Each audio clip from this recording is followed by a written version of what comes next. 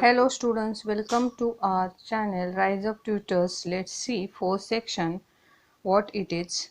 Fourth section is history of novel. We have to introduce to all now here one what it is. आपल्याला novel विषयी थोडक्यात माहिती म्हणजे नॉवेलचा इतिहास काय आहे हे या सेक्शनमधून आपल्याला कळणार आहे. तर नॉवेल मेन नॉवेलचा उदय म्हणजे नॉवेलचा उगम काय आहे हे आपल्याला सुरुवातीला पहिल्यांदा समजून घ्यावं लागतं आणि त्याबद्दलचं सर्व वर्णन आपल्याला दिसून जे येत आहे ते अशा पद्धतीने राहील. The 18th century has gifted English literature to entirely new forms which are without any traces in the ancient classical heritage. 18व्या शतकामध्ये इंग्लिश लिटरेचरला म्हणजे इंग्रजी साहित्याला 18व्या शतकामध्ये दोन फॉर्म भेटलेले होते, नवीन फॉर्म. आणि ते नवीन फॉर्म त्याकरता अजिबात प्राचीन कोणताही त्याला साहित्याचा किंवा वारसा कोणताही भेटलेला नाही. तर अशा पद्धतीने नवीन फॉर्म तयार झालेले आहेत. One of those was the periodical essay and the other was novel. मग त्यामधील एक काय म्हणता येईल तर पेरियडिकल एसे आणि दुसरा नॉवेल. पेरियडिकल एसे म्हणजे काय तर पेरियडिकल जे काही टायपिंग जे काही लेख किंवा लेखन दिसून येतं कालखंडानुसार तयार केलेलं विशिष्ट कालाने म्हणजे काही 8 दिवसांनी असेल 15 दिवसांनी असेल अशा कॉन्सिक्वेन्सली जे काही लेखन तुम्हाला दिसून येईल ते यामध्ये येत असे. आणि नॉवेल म्हणजे काय तर कादंबरी. मग ती नॉवेल कोणत्याही फॉर्ममध्ये असू शकते. मग एकतर ती म्हणजे जास्त लॉंग नाहीच पण लॉंगपेक्षा थोडी मीडियम आणि जास्त शॉर्ट पण नाही. तर अशा पद्धतीने नॉवेल आपल्याला दिसून येत होत्या. Both of these forms, especially novel, caught the spirit of 18th century as the age of intellectual, sentimental and realistic plan and tried to instruct the readers. काय सांगितलं आहे यामध्ये? हे जे दोन फॉर्म आहेत हे फॉर्म ह्या दोन्ही फॉर्म्समध्ये स्पेशली नॉवेल जे आहे कादंबरीमध्ये त्यामध्ये 18th सेंचुरीमध्ये त्यात वेगवेगळ्या ज्या काही इतर गोष्टींचा समावेश होता त्याला वेगवेगळे पिरियड बोलले गेले म्हणजे भौतिक भावनिक आणि वास्तववादी काही त्यामध्ये थोडासा सारांश त्यावेळेस नॉवेलमधून तुम्हाला दिसून येत होता.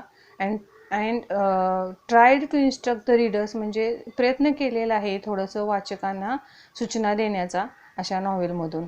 Which would help them to a more purposeful and virtuous life. मग त्यांना सूचना ज्या काही दिल्या गेलेल्या आहेत त्या कशा आहेत तर त्या ध्येयाने परिपूर्ण अशा आणि त्यांना एक चांगलं लाईफ किंवा चांगलं जीवन पुढे जगण्याकरता समर्पक अशा त्या तुम्हाला त्या सूचना दिसून येतील. Since the time of its origin novel has been gaining popularity and growing gradually. आणि त्यापासूनच तेव्हापासूनच म्हणजे त्याच्या ओरिजिनपासून उगमापासून नॉवेलला एक पॉप्युलरिटी भेटली. नॉवेल कादंबऱ्या या मोठ्या भरभराटीने पुढे येऊ लागल्या म्हणजे नॉवेल मोठ्या प्रमाणात लिहिल्या जाऊ लागल्या आणि हळूहळू मग दिवसेंदिवस मग त्यानंतर त्याचे प्रमाण कादंबऱ्यांचे वाढतच गेले. Today it is recognise as the most dominant literary genre. म्हणजे आत्ता पण बघितलं तर त्याला काय बोललं जातं एक मोठ्या प्रमाणात प्रभावी असं साहित्य शैली म्हणून मग नॉवेलला सध्या आज ओळखलं जातं. A novel is a relatively to narrative fiction which describes intimate human experiences normally in a prose form. मग नॉवेल हे कशा फॉर्ममध्ये कसं आहे तर ते थोडंसं डिस्क्रिप्शन दिलेलं आहे. काय दिलेलं आहे की नॉवेलला आपण एक जास्त अशी कथनात्मक एक कृती आहे.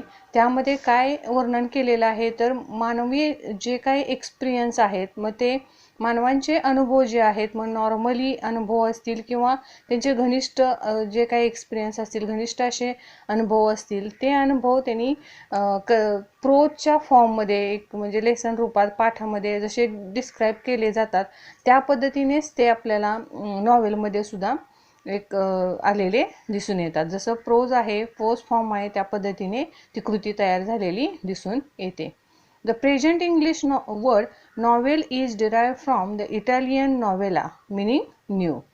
मग हा नॉवेल हा शब्द कुठून आला? नॉवेल हा शब्द इंग्लिश वर्ड आहे नॉवेल, आणि नॉवेल हा शब्द पहिला होता तो इटालियन वर्ड होता नॉवेला म्हणून, आणि नंतर तो आपल्या इंग्रजी साहित्यामध्ये आला आणि त्याचं मिनिंग होते नवीन, new. A novel narrates a story embellishing it with more details of time, place, nature, people and their minds, their gestures and activities. Novel काय सांगतं, कशाचं कथन करतं? तर नॉवेल कथन करते. नॉवेल एक कथा आहे जे काय करते, कशाचं वर्णन त्यामधून केलेलं आहे, तर ते त्या कोणत्या कालखंडामध्ये, काळामध्ये नॉवेल लिहिली गेली, कोणतं ठिकाण होतं, त्याची वैशिष्ट्ये कोणती होती, किंवा त्यामध्ये लोक कोणते होते, त्यांची मनं म्हणजे त्यांचं सर्व वैशिष्ट्ये लोकांची, किंवा त्यांचे सर्व हावभाव, त्यांच्या दैनंदिन क्रिया, हे सर्व त्याचं वर्णन जे आहे त्या वर्णनाने त्याला सजावट करून नॉवेलमध्ये ते कथन केलं जात असे. अशा पद्धतीने कादंबऱ्यामध्ये कथन केलं जात असे. अशा पद्धतीने कादंबऱ्या त्यावेळेस आपण अनुभवत होतो. It creates the picture of the society of that time. आणि त्यामुळे काय होतंय, ते सोसायटीमधलं सगळं लोकांचं आपल्याला म्हणजे वर्णन या नॉव्हेलमधून आपल्याला दिसायला सुरुवात झाली, किंवा एकदम चित्र आपल्या सोसायटीचं आपल्यासमोर निर्माण झालं. Novel makes life easier to understand than in drama and poetry. आणि नॉवेल ही ड्रामा म्हणजे नाटक, आणि पोएट्री म्हणजे ज्या पोयम असतात ते. पोएट्री म्हणजे काय, तर गाणे आणि नाटकापेक्षा सुद्धा चांगल्या पद्धतीनं जीवन हे सोपं करायला नॉवेल हे महत्त्वपूर्ण ठरलं. In modern era novel has adopted literary prose. आणि मग आधुनिक कालखंडामध्ये नॉवेलनं काय केलं, एक साहित्यिक लेखन मोठ्या प्रमाणात द्यायला सुरुवात केली. नेक्स्ट पॅरा बघा. The novel as a literary genre has a history of about 2000 years. मग कादंबऱ्यांना काही साहित्यिक असा वारसा किंवा साहित्यिक शैली अशी भेटलेली आहे जी इतिहासात 2000 वर्षापासून आहे. Among the early precursors of novel, a collection of tales known as Greek romances dating from the 2nd to 6th century may top the list. आणि मग हे जे काही अगोदरचे आलेले काही नॉवेल्स असतील, सुरुवातीच्या प्रारंभिक येणाऱ्या ज्या काही नॉवेल्स असतील, मग त्यामध्ये काही टेल्स म्हणजे स्टोरी, कथांचा समूह असायचा. तर त्या कथांच्या समूहाला ग्रीक रोमान्सेस म्हणून नाव दिलं गेलं. आणि ते कधी तर आपल्याला दिसून येतं तर 2ऱ्या आणि 6व्या शतकामध्ये हे जास्तीत जास्त प्रमाणात कादंबरीमध्ये यायला सुरुवात झाली. आणि छोट्या छोट्या कथांचा समूह, आणि त्यानं एक चांगला दर्जा गाठलेला होता. पूर्णपणे म्हणजे मोठ्या प्रमाणात ते फेमस झालेलं, टॉपपर्यंत अशा त्या कादंबऱ्या छोट्या छोट्या कलेक्शन ऑफ टेल्स पोचलेल्या होत्या. These imaginative and delightful stories of ideal love and marvelous adventures profoundly affected the creative writings for the next 1000 years. म्हणजे काय, अशा 2ऱ्या आणि 6व्या शतकामध्ये आलेल्या काही कादंबऱ्या आहेत त्या इमॅजिनेटिव्ह म्हणजे काल्पनिक आणि डिलाइटफुल म्हणजे आनंद निर्माण करणाऱ्या अशा कथेवर आधारित होत्या, जेणेकरून त्यामध्ये आदर्श प्रेम किंवा मार्वलस ॲडव्हेंचर्स म्हणजे एक अद्भुत असे धाडसी अशी काही रंजनात्मक गोष्टी अशा त्यामध्ये त्या वर्णन त्यामध्ये नॉवेलमध्ये कादंबऱ्यामध्ये केलेलं दिसून येत होतं. आणि त्याचा मोठ्या प्रमाणावर प्रभाव हा रायटिंगवर दिसून यायला लागला आणि लेखनावर दिसून यायला लागला. आणि ते लेखन मोठ्या प्रमाणात क्रिएटिव्ह बनलं, जास्त नवीन असं लेखन तयार होऊ लागलं वेगवेगळं. आणि त्याचा फायदा पुढे काय झाला, नेक्स्ट 1000 years ते तसंच इफेक्टिव्ह रायटिंगसाठी, लेखन शैलीसाठी ते नेक्स्ट 1000 वर्षापर्यंत त्याचा उपयोग व्हायला सुरुवात झाली. Though novel in the modern era usually makes use of literary prose, the earlier threads of the genre can be found in Virgil's Eclogues or Malory's Morte d'Arthur or Geoffrey Chaucer's The Canterbury Tales. जर novel ही आधुनिक काळामध्ये आली, मग त्याचा वापर हा एक साहित्य प्रकार म्हणून दिसून येतो आपल्याला. पण त्याचे जे काही धागेदोरे आहेत, ते धागेदोरे आपल्याला कुठून सापडलेले आहेत, तर त्याचे धागेदोरे आपल्याला सापडलेले आहेत ते जे वर्जिलचं जे काही इकोलॉग्स आहे त्यामधून, किंवा मॅलोरीचं जे मॉर्टिडी आर्थर आहे त्या कादंबरीमधून, किंवा मग जॉफ्री चॉसरचं जे काही कॅन्टरबरी टेल्स आहे ह्यामधून आपल्याला त्याचे धागेदोरे आढळतात. म्हणजे हे मला वाटतं हे 13 ते 12व्या शतकामध्ये लिहिलं असेल, आणि ते धागेदोरे त्यांना ह्या जे काही मॉडर्न एरा आहे, मॉडर्न एरामध्ये जे काही लिहायला पुढे हेल्पफुल ठरलं असेल नॉव्हेलमध्ये. आणि अशा पद्धतीने नॉव्हेल नंतर पुढे उदयास येऊ लागले किंवा त्याची वाढ होऊ लागली. Next para. Murasaki Shikibu's tale of Genji has been described as the first novel. बघा, जगातील पहिली नॉवेल जी 1010 साली लिहिली, आणि त्या कादंबरीचं नाव आहे टेल ऑफ गेंजी. ते कोणी लिहिलं? मुरासाकी शिकिबुने लिहिली गेलेली आहे, आणि ती पहिली जगातली कादंबरी आहे. ती 1010 साली लिहिली. The European novel is often said to begin with Don Quixote by Spanish writer Miguel de Cervantes, which was published in 2 parts between 1605 and 1650. Means European जे काही नॉवेल आहे, युरोपियन कादंबरी आहे, युरोपियन कादंबरीची सुद्धा सुरुवात झाली, आणि युरोपियन कादंबरी एका स्पॅनिश रायटरनं लिहिली. त्याचं नाव आहे डॉन क्विक्झोट म्हणून, आणि त्यांनी लिहिली. आणि त्या कादंबरी जी आहे ती लिहिणारा स्पॅनिश रायटर कोण आहे, तर मिगुल डी सर्वेंटेस. आणि त्यांनी 2 भागामध्ये हे पब्लिश केली कादंबरी डॉन क्विक्झोट, एक 1605 साली आणि दुसरी 1615 साली. In the 18th century, the appearance of newspaper and magazines attracted a large number of readers from the middle class.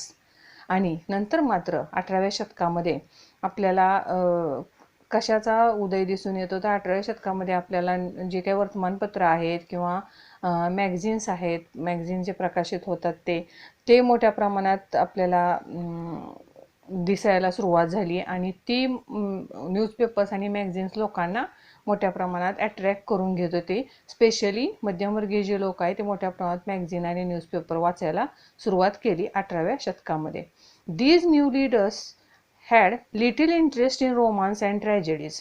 आणि हे जे काही मिडल क्लास लोक होती, मध्यमवर्गीय लोक होती, त्यांना इंटरेस्ट अजिबात म्हणजे थोडा इंटरेस्ट होता रोमान्स आणि ट्रॅजेडीजमध्ये, विच वर appreciated by the upper class. पण अप्पर क्लासची जे आहेत, जे उच्चभ्रू लोक आहेत, त्यांना मात्र ट्रॅजेडी किंवा रोमान्स यामध्ये फार आवड होती.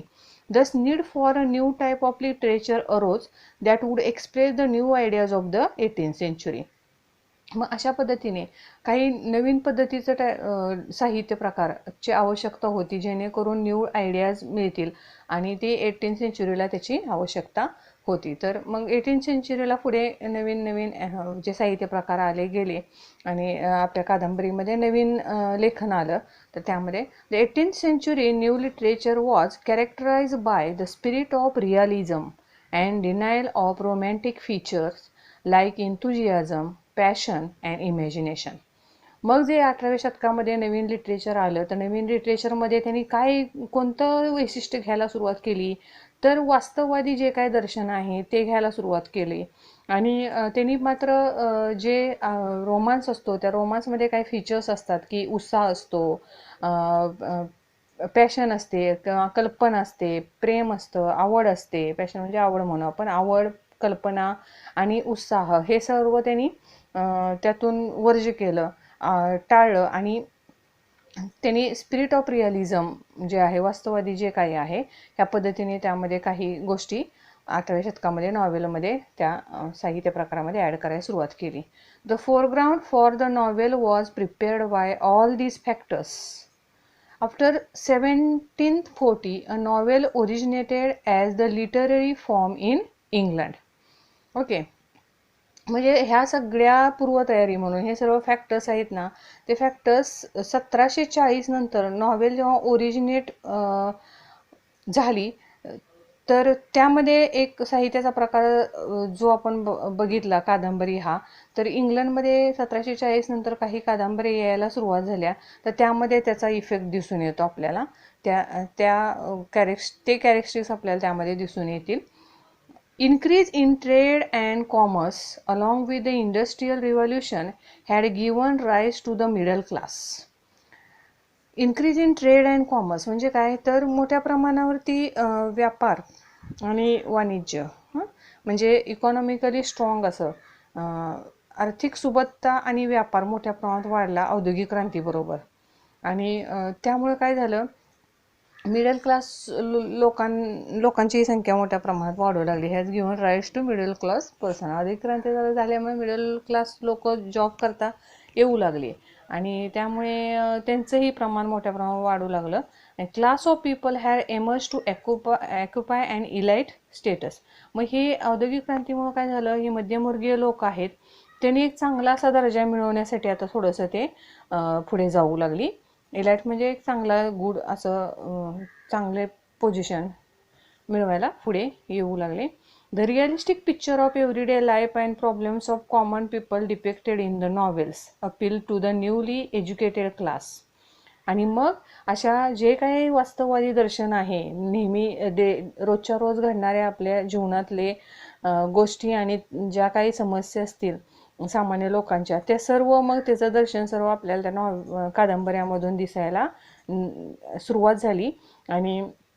आणि ते दर्शन आपल्याला दिसून येत असतानाच नवीन नवीन काही एज्युकेटेड क्लास जे आहेत तेही पुढे येताना आपल्याला दिसून आले. आणि ते नवीन नवीन एज्युकेटेड क्लास जी लोक आहेत त्यांच्याकरता ते प्रभावी असं ते लेखन वाटायला लागलं. And then was regarded by them as respectable reading material. त्यामुळे काय झालं, जो नवीन एज्युकेटेड लोक आहेत, शिकलेली जो काही क्लास होता, वर्ग होता, दर्जेची अशी जी लोक होती, ते मोठा रिस्पेक्ट देऊन, आदर सन्मान देऊन असं मटेरियल नॉवेल वाचायला पुढे येताना दिसू लागले. देन नेक्स्ट बघा.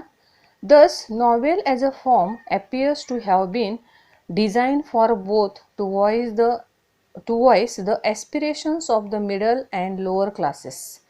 मग हा जो नॉवेल जो प्रकार आहे, पद्धत आहे, आपल्याला कधी दिसायला लागली, हे ॲक्च्युअल म्हणजे मध्यमवर्गीय जी लोक आहेत आणि सामान्य लोक आहेत, सगळ्यात लोअर क्लास गरीब पण लोक आहेत, त्यांच्या काही इच्छा आहेत, त्यांची इच्छा आकांक्षा ह्याच्यावरती काही आधारित त्या कादंबरीमध्ये काही डिस्क्रिप्शन यायला सुरुवात झाली. अँड मिड देअर लॉंगिंग्ज, आणि मग त्यांच्या अपेक्षा वगैरे त्याचं चित्रण त्या नॉवेलमध्ये तुम्हाला नंतर पुढे दिसायला लागलं. The spread of machines could provide a time to the educated middle class for reading and discussions about the books. मग जे काही मशिनरी आहेत, पुढे मशीन जे आहेत, मशीन पण यायला सुरुवात झाली. आणि मशीनसुद्धा काय करायला लागली आहे की जे काही एज्युकेटेड म्हणजे शिक्षित असे मध्यमवर्गीय दर्जा आहे, क्लास आहे, अशांना काही मशिनरीद्वारे सुद्धा काही इतर रीडिंग मटेरियल असं भेटायला सुरुवात झाली. किंवा काही पुस्तकांच्या संदर्भात, म्हणजे पुस्तकात काही एखादा संदर्भ आला असेल तर त्या बाबतीत काही डिस्कशन करायलाही अशी एज्युकेटेड मिडल क्लास लोक पुढे येऊ लागली. Drama and poetry were the two literary form that वर फेडिंग अवे. आणि त्या दरम्यान मात्र काय झालं की नाटक आणि हे जे कविता आहेत, गाणी जी आहेत, ते सर्वपणे तुम्हाला सर्व हे दोन साहित्य प्रकार आहेत, ते दोन साहित्य प्रकार पूर्णपणे ते थोडेसे म्हणजे जाताना दिसू लागले ते. आणि नॉवेल हा तर उदयास आलेलाच होता आणि ड्रामा आणि पोएट्री मात्र मागे पडू लागली. Novel was a combination of some features of them. आणि नॉवेल मात्र, कादंबरी मात्र त्यातला एक मोठं कॉम्बिनेशन ठरलं. And some new features were added to the form. आणि मग त्यामध्ये नवीन नवीन अजून काही वैशिष्ट्ये तयार करून त्यामध्ये नॉवेल नवीन पद्धतीने पुढे येताना दिसू लागली. It was a prominent form in the 18th century and onwards to encompass the social, political, cultural happenings and scientific progress. आणि त्याचा फायदा काय झाला, प्रॉमिनंट म्हणजे काय, मुख्य फॉर्ममध्ये 18व्या शतकामध्ये पुढे ती कादंबरी ही वेगळ्या स्तरावर वेगळ्या विषयावर पुढे येऊ लागली. मग सामाजिक असेल, धार्मिक असेल, सांस्कृतिक असेल आणि सायंटिफिक असेल, प्रोग्रेस. मग ह्या सगळीची जी काही प्रगती आहे, जे काही दर्जा आहे, ते सर्व दर्जा किंवा प्रगती त्या नॉवेलमधून तुम्हाला चित्रित होताना दिसायला, चित्रित किंवा लेखन करून पुढे यायला आणि वाचायला सुरुवात झाली. Next para. The Pilgrim's Progress by John Bunyan in 1678 and Orinoco by Afra Behan in 1688 initiated the plenteous and colorful tradition of English novel. आता मात्र ह्या इंग्लिश नॉवेल्स आहेत जे नाव दिलेले आहे. जॉन बनियननं लिहिलेले 1678ला पिलग्रिम्स प्रोग्रेस आणि अफरा बेहनने लिहिलेले 1688 मधले ओरोनुको. हे जे काय आहे पुष्कळ प्रमाणात असं एक चांगलं असं सुशोभित असं कलरफुल असं रंगी संगीत असं म्हणूया आपण कादंबरी, इंग्लिश कादंबरी त्यावेळेस आलेली होती. And was followed by Daniel depot. आणि त्यांच्याबरोबरच मागे लगेच डॅनियल डिपोनी रॉबिन्सन क्रुसो आणि मॉल फ्लँडर्स ह्या 2 कादंबऱ्या लिहिल्या. आणि नंतर Jonathan Swift Gulliver travels a famous satire लिहिलं. मग जोनाथन स्विफ्टने नंतर काय लिहिलं? गुलिवर ट्रॅव्हल्स ही एक फेमस सटायर. ही पण एक कादंबरी आहे जी विरोधाभास दर्शवते, सटायर थोडंसं दाखवते, क्रिटिकल थोडंसं दाखवते काहीतरी वाक्य त्यामध्ये. तर अशा पद्धतीने ही कादंबरी पुढे येताना दिसून येते. Other major novelist of 18th century are Samuel Richardson. मग अजून काही मुख्य कादंबऱ्या नॉव्हेलमध्ये 18व्या शतकामध्ये आलेल्या, त्यामध्ये पामेला और व्हर्च्यू रिवॉर्डेड. पामेलाचं दुसरं नाव काय आहे? Virtue rewarded and Clarissa. Samuel रिचर्डसनच्या 2 नंतर कादंबऱ्या पुढे आल्या 18व्या शतकामध्ये. ते म्हणजे पामेला आणि क्लॅरिसा. Both इपिस्टोलरी novels. दोन्हीच्या दोन्ही कसल्या फॉर्मच्या नॉवेल आहेत? इपिस्टोलरी नॉवेल्स म्हणजे काइंड ऑफ नॉवेल. इपिस्टोलरी हा एक प्रकार आहे नॉवेलचा. अशा फॉर्ममध्ये तुम्हाला दोन्ही नॉवेल्स त्यांच्या दिसून येतात. नंतर Henry fielding, Lawrence turn and Tobias Smollett ह्यांनी सुद्धा नंतर नॉवेल्स गेलेल्या आहेत.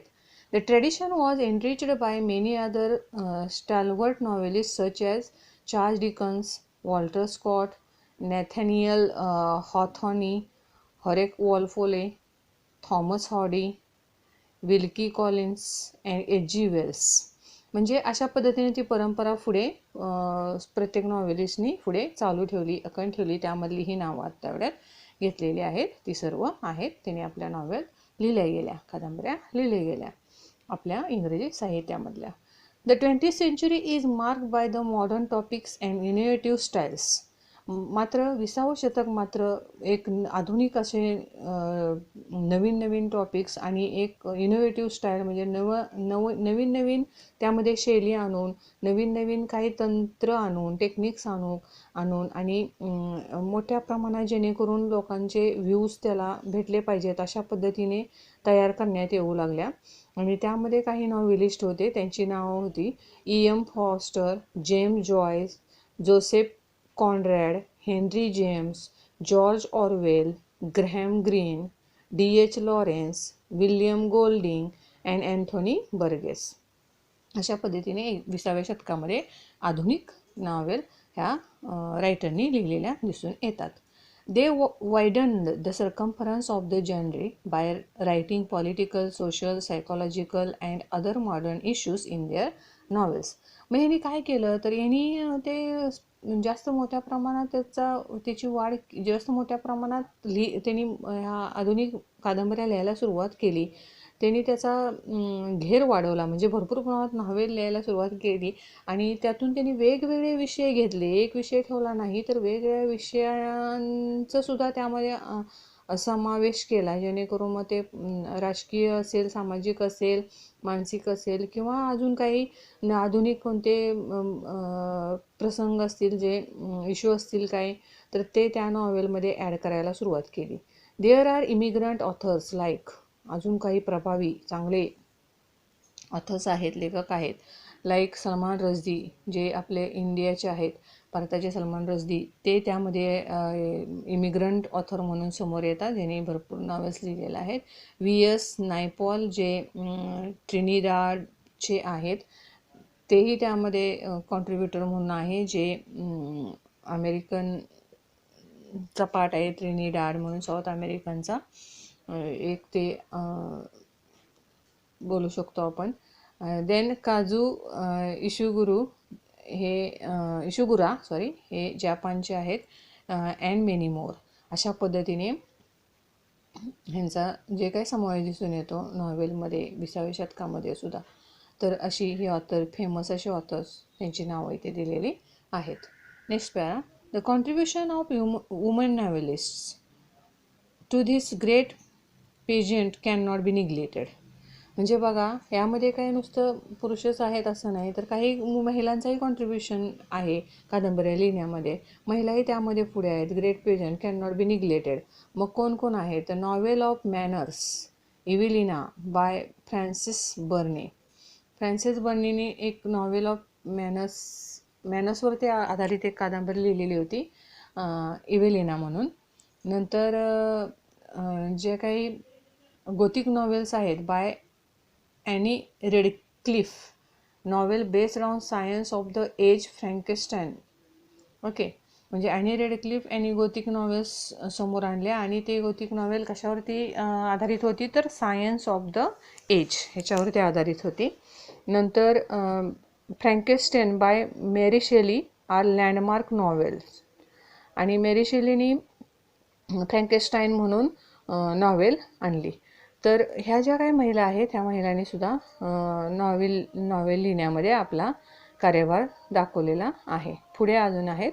Jane Austen has been ruling over the minds of the people through her novels.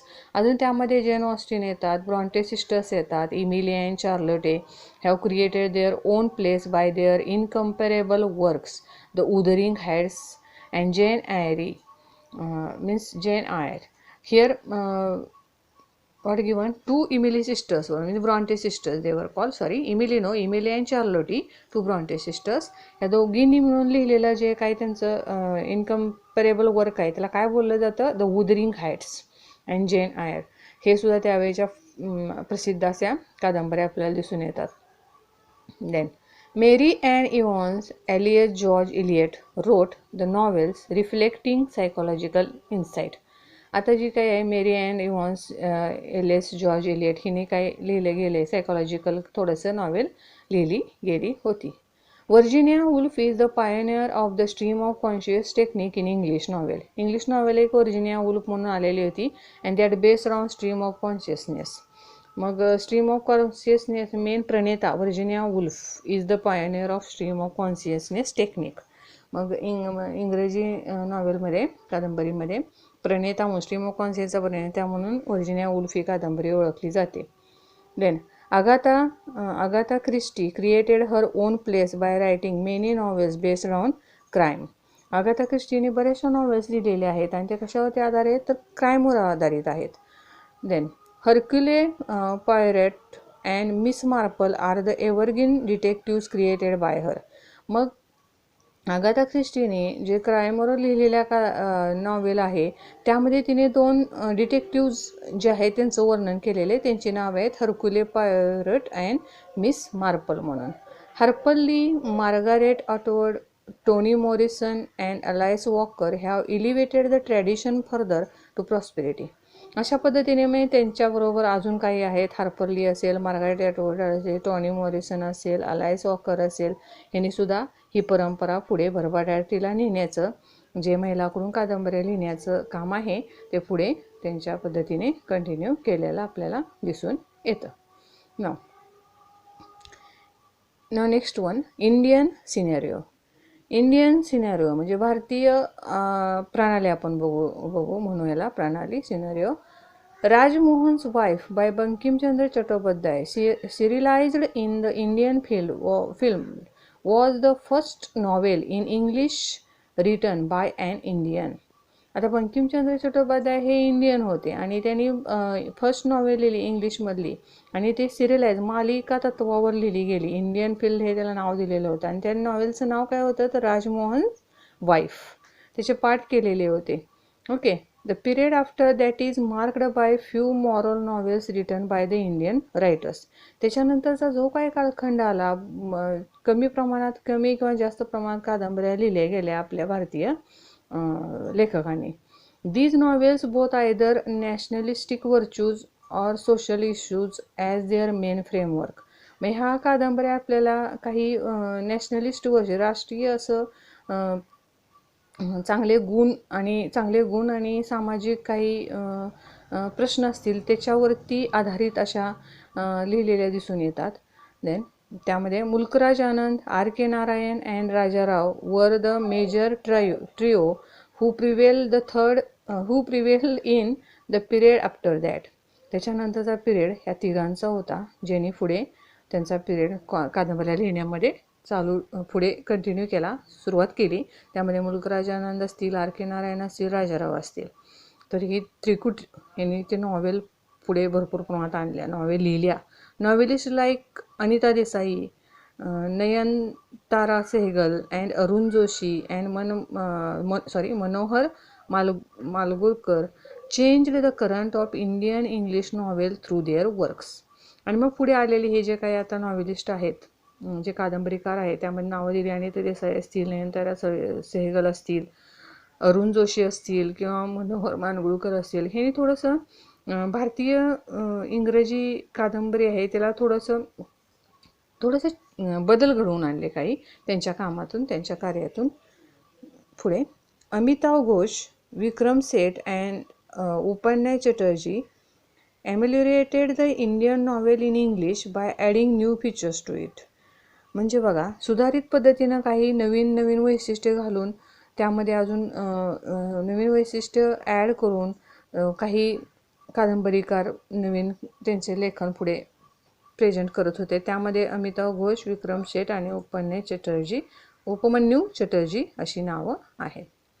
Recent years have witnessed the dazzling performance by Indian novelists like Salman Rushdie, Arvind Adiga, Arundhati Roy, Kiran Desai and Kiran Nagarkar. आणि सध्या म्हणलं तर आत्ताच्या वर्षामध्ये आपण त्याचे साक्षीदार आहोत की एकदम चांगल्या पद्धतीने डॅझलिंग परफॉर्मन्स देऊन जे काही भारतीय कादंबरीकार आहेत त्यांची नावं घेतली जातात. त्यामध्ये सलमान रश्दी आहेत, अरविंद अडिगा आहेत, अरुंधती राय आहेत, किरण देसाई आहेत आणि किरण नगरकर आहेत. The tradition of Indian English novel has undergone a vital change since its birth and it has undoubtedly very bright future. अशा पद्धतीने मग आपल्या ह्या जे काही इंग्लिश नॉवेल आहे म्हणजे कादंबरीला चांगल्या पद्धतीनं एक बदल आपल्याला, एक व्हायटल चेंज, इम्पॉर्टंट महत्त्वाचा असा चेंज आपल्याला दिसून यायला सुरुवात झाली. आणि त्याच्या जन्मापासून म्हणजे जेव्हा कादंबरीचा उगम झाला तेव्हापासून ते आत्तापर्यंत त्याचा प्रवास फ्युचरच्या दृष्टीने, पुढे जाण्याच्या दृष्टीने एकदम ब्राईटच दिसून येतो, त्यात काहीही शंका नाही. So students should have to wait for our next video. Thank you.